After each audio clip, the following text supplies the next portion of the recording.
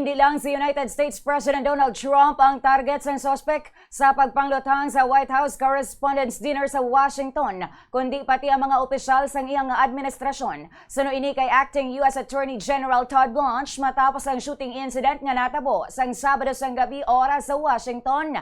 Ginhingadlan sa U.S. media ang suspek nga si Cole Thomas Allen, 31 anyos, nga arestado na subong matapos nga nagpalupok malapit sa security checkpoint kadungan sang event sa hotel sa Washington, D.C. kung sa diin niyara mismo si Trump, ang iya asawa nga si First Lady Melania Trump kag iban pa nga high-ranking officials. Ginaimbestigaran pa ang motibo sang suspect apang sunod sa Attorney General sandig sa preliminary findings target ni Allen ang administration officials. Nagapangamot sa investigasyon ang Criminal Division kag Terrorism Task Force sang Federal Bureau of Investigation.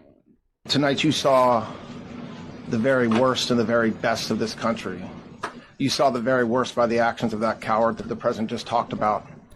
But you also saw the very best because you saw law enforcement do exactly what they're supposed to do. I echo what President Trump just said, that we are extraordinarily grateful and appreciative of the men and women of law enforcement that did their jobs tonight, including one who was injured.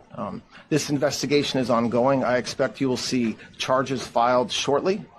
The charges should be self-evident given the conduct, but as you'll hear, there will be multiple charges surrounding the shooting, around the possession of firearms, and anything else that we can get.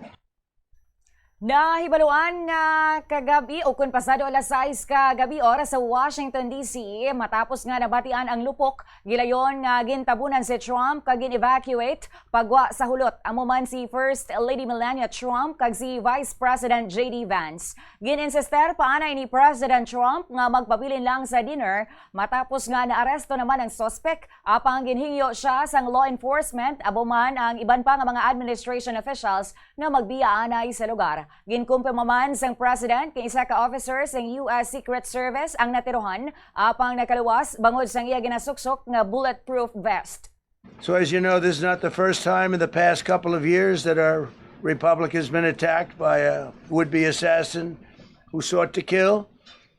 In Butler, Pennsylvania, less than 2 years ago, you all know that story, and in Palm Beach, Florida, a few months after that, we came close. We really had, again, we had some great work done by law enforcement, but in light of this evening's events, I ask that all Americans recommit with their hearts in resolving our difference peacefully. We have to resolve our differences. I will say, you had Republicans, Democrats, Independents, Conservatives, Liberals, and Progressives. Those words are interchangeable perhaps, but maybe they're not. But yet everybody in that room, big crowd, record-setting crowd, there was a record-setting group of people, and there was a tremendous amount of love and coming together.